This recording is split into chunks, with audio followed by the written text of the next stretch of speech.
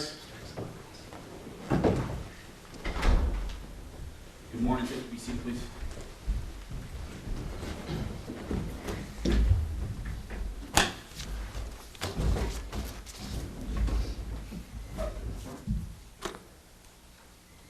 Will Cochise Court's now in session. Pending for the court this time is a trial in the matter of State of Arizona versus Philip Livesay, CR 2015-0026.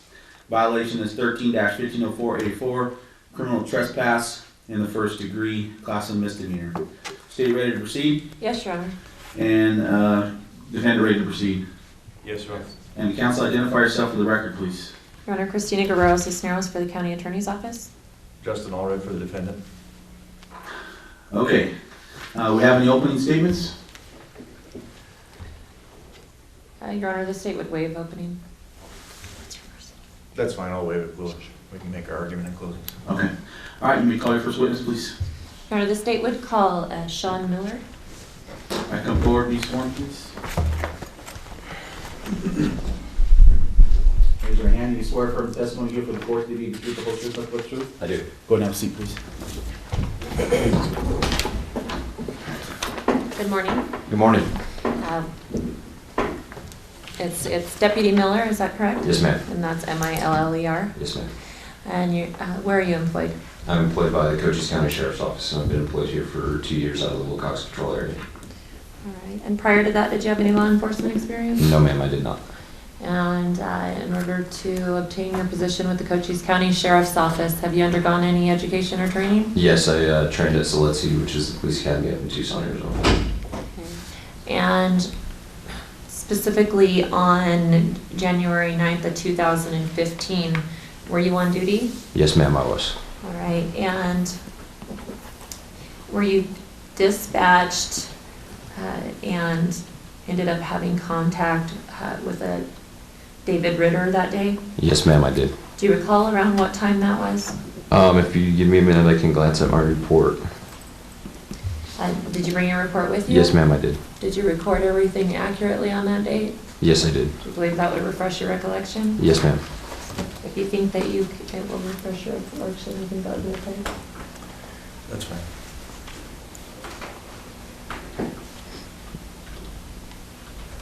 We received the call at 1944, so I would have ventured to guess it's probably about 20 minutes drive time to get out there, so it's probably a little bit after 2000 hours that I made contact with them. And that's 10 p.m., right? Yes. Okay. And where did you have contact with them at? I had contact with them at milepost 7.5 on Dragoon Road. That's basically the road that kind of leads up to where the claim was. I wasn't really too familiar with the area, so I made telephonic contact with the victim or the owner of the property and let them know if they could meet me by the roadway so I could follow them up to where the mine shaft was. And did you follow them up to where the mine shaft Yes, was? ma'am. And can you describe where that mine shaft is as best as you can? Like I said, it's about milepost 7.5 on Dragoon Road, and then basically you follow it back probably about a mile and a half south of Dragoon Road. It's just a little dirt 2-track road, and then it kind of winds and dimes around the hills, and then you're right there by the mine shaft. Is that within the jurisdiction of this court? Yes, ma'am. This did happen within the jurisdiction of this court. All right. And upon arrival, you said you had contact with Mr. Ritter, is that correct? Yes, I did. All right. Can you explain what you did after you had contact with Mr. Ritter? I had contact with Mr. Ritter, and he advised me of the situation, what was going on. He said that the person that was there took off on foot in an unknown direction of travel and possibly went back down into the mine. So at this time, myself, Detective Herman Paz, and Agent Cooper at the U.S. Border Patrol proceeded into the mine, and I had the Ritters wait outside while we went inside and checked the mine, make sure that nobody was inside. Okay, by the Ritters, who else was the other Ritter? The other Ritter would have been David's wife, Janice. Okay. And you said that you and a few other deputies went and checked out the mine? Yes, ma'am. Were you able to find anyone in the mine? No, we were not. All right. Can you describe how large this mine is? I mean, it's huge. As soon as you go down into the mine shaft, you can stand up and you can walk. You could actually probably drive a car through it. I mean, that's how wide it is and how tall it is. You could probably fit a 7-foot, 8-foot person in there. And there's many crevices and ladders and all this other kind of stuff. And it took us about 2 hours to search the entire mine. Right. Do you believe that with yourself and the other 2 deputies that were with you, that you were able to thoroughly search that mine, every single place that a person could have been hidden? Yeah, I believe so. All right, and you found no one? No, nobody was inside. All right, were there any other, like, exits? I'm sorry, I don't know this mine, so if you could explain to me, are there any other exits in that mine than the one that you went into? We went in basically the only one that's pretty accessible. There could have been another one to get out of, but it would have been extremely hard, and you'd have to be pretty agile and pretty skinny to get through the hole that was at the top of this exit. Okay. So upon arrival, what did you notice when you arrived at the mine? Did you make any observations of anyone else or anything else at the area? The only thing that I noticed was a white and colored vehicle that was parked outside of the mine shaft. Detective Paws ran that vehicle and it came back to a cotton tinny out of Wilcox. Now, that vehicle wasn't being driven by the Ritters, is that correct? No, it was not. All right.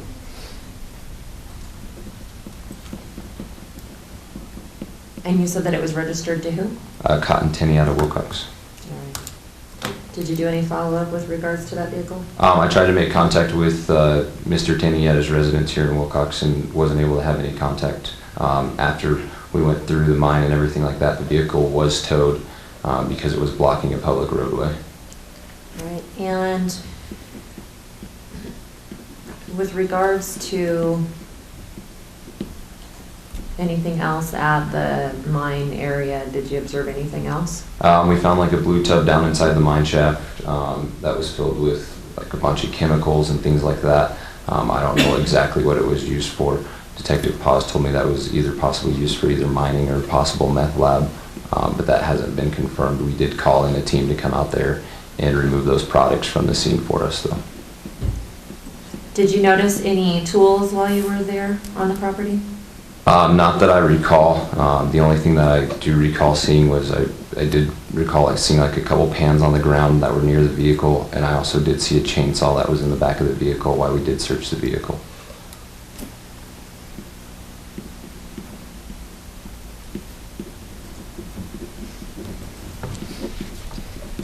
With regards to this property, were you given any paperwork to show who this mine belonged to? Yes, at the time, Mr. Ritter did pull out a map and show me which claims were his. They didn't have the claim paperwork, but they did send it via email to me the next day.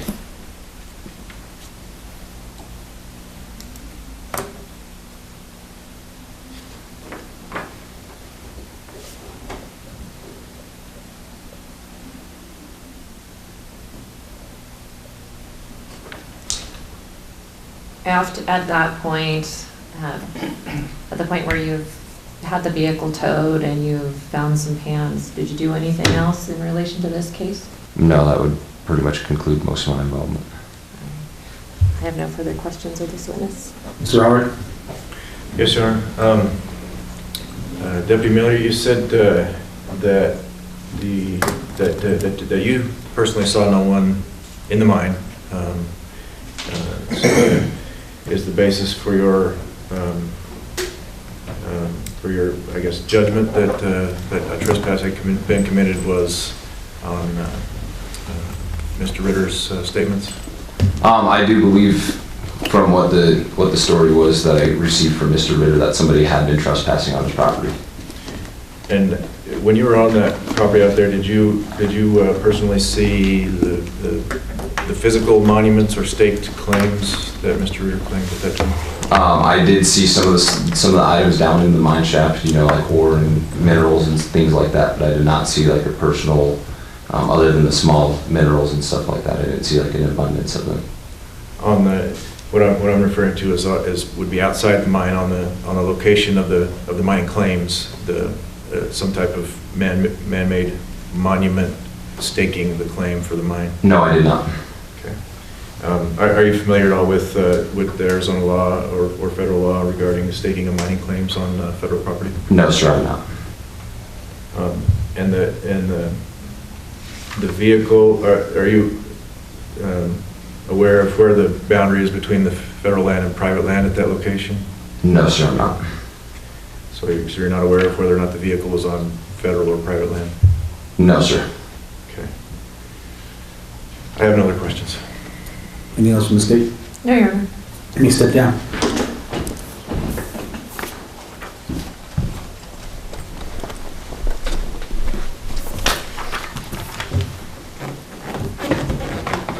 All right, Your Honor, the state would call David Ritter.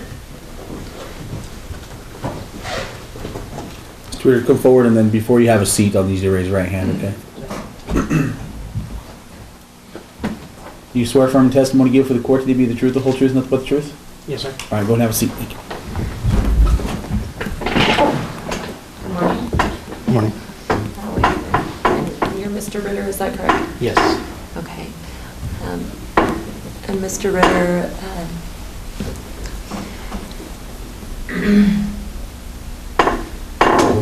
are you from Wilcox? No, I'm actually from Benson, Mescal area. Okay.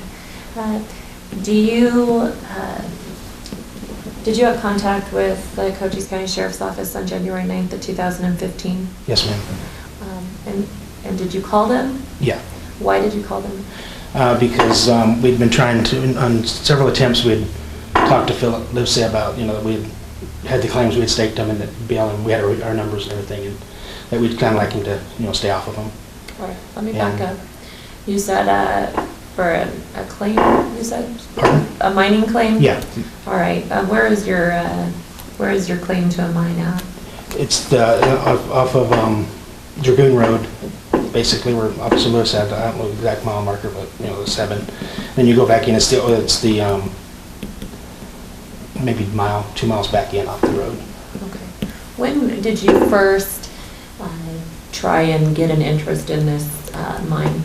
About a year before we actually staked it. We had looked at it with the real estate when it was listed. Can you give before. me an idea about when that was?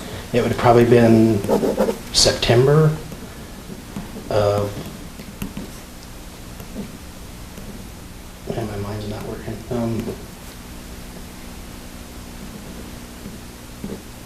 It was actually the year before we've been working on it a year before we actually even staked it. Okay, so you had contact with the Sheriff's Office in January of 2015. Correct. Is it September of 2014 or 2013? I believe it would have been 13. Okay, so a year and about 3 months prior to this incident? Yeah, correct. Okay, when did you actually, and have to forgive me because I might not know the correct terminology, I don't deal with mining all the time. Right. When did you stake a claim, or what did you do in order to get an interest in this property? Right, we actually staked our claim throughout October and September, but September's the date when we actually staked the claim on the ground. And is that still September of 2013? No, that would be 2014. Okay, so almost a year after you first looked Right, at it. because I was listed with the real estate, then the previous people that had it, they let it go back, just resort back to BLM. They lost interest in it, couldn't pay their dues. And that is actually who helped me find the boundaries and do everything with it. And we actually staked it on the ground in September, and then we filed our paperwork with Cochise County. We actually, after we staked the claim on the ground, then we had so many days after that to get down to Bisbee and actually file the paperwork with them first. That was the first procedure.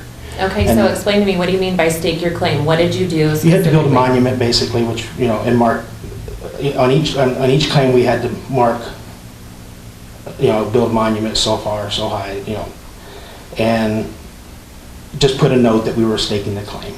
And did you do that? Yes, we did that. So how many monuments did you put out? There would have been a total of, I believe it was 5.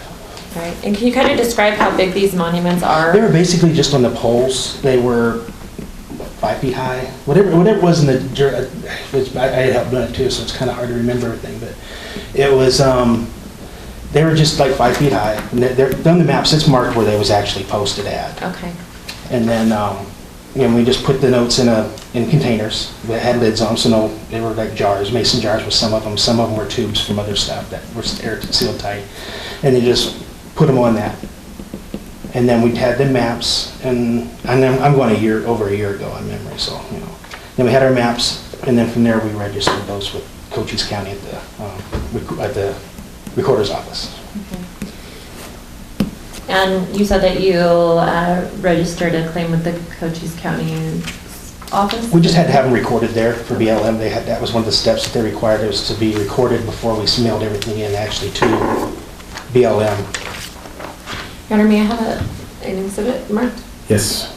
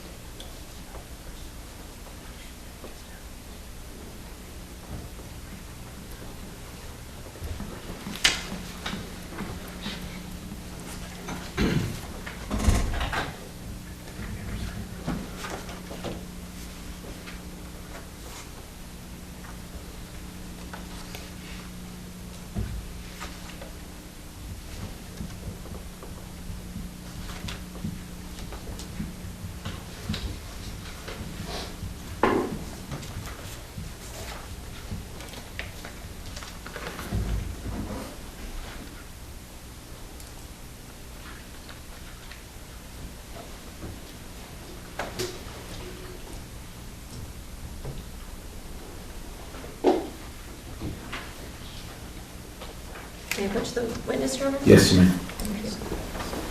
Right, Mr. Ritter, I'm placing in front of you that's marked for identification purposes as State's Exhibit 1. Do you recognize that document?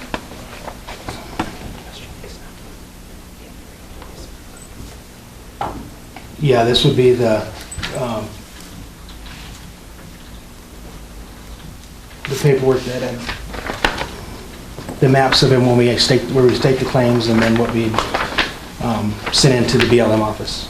Okay, so this wasn't what you sent into the county, is that correct? No, it's different. My wife would know more than I would on that, but there should have been different paperwork for the county. It was just, Okay. I think we recorded this at the counties. Okay, just, I'll get to you. Okay. Okay, I will ask your wife, okay? Yeah, I'm going to ask her that because I can't remember the exact pages and, you know, it's what went where. Okay. I just remember going down there and we recorded with the county assessor, not the assessor's office, but the recording office, where we, you know, in Bisbee, and then we had to mail that in with the paperwork to BLM. Okay. That was actually this paperwork that went to BLM. Because it was a total of actually 5 claims at the time. The claim that is in question, what we're dealing with is 1 claim, but there's actually a total of 5 claims up there. Okay. Actually 4 claims, but 1 claim counts as 2 because it's a PACER claim and it's over 20, so it's 2 20s, but it's 1 claim. But that, it's weird. Okay.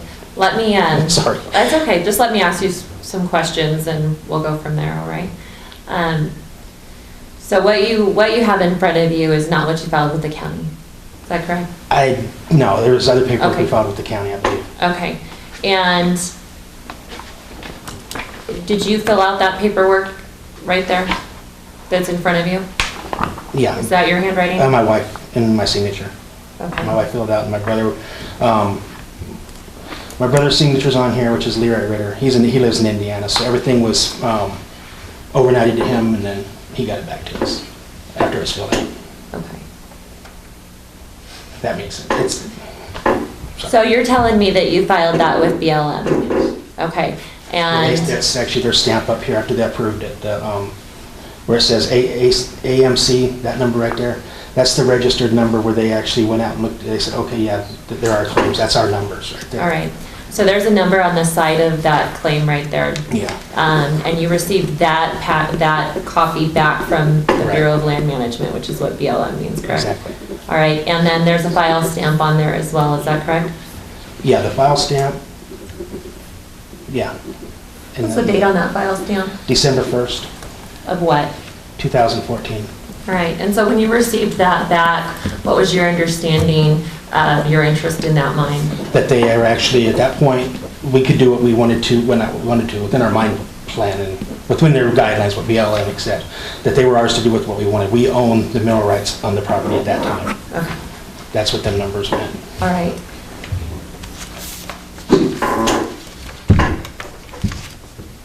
All right, going back to January 9th of 2015, can you tell me what time of day you arrived at the mine? It was just getting darker, it just got dark. Let me go back here, it's dark. It was late evening, not,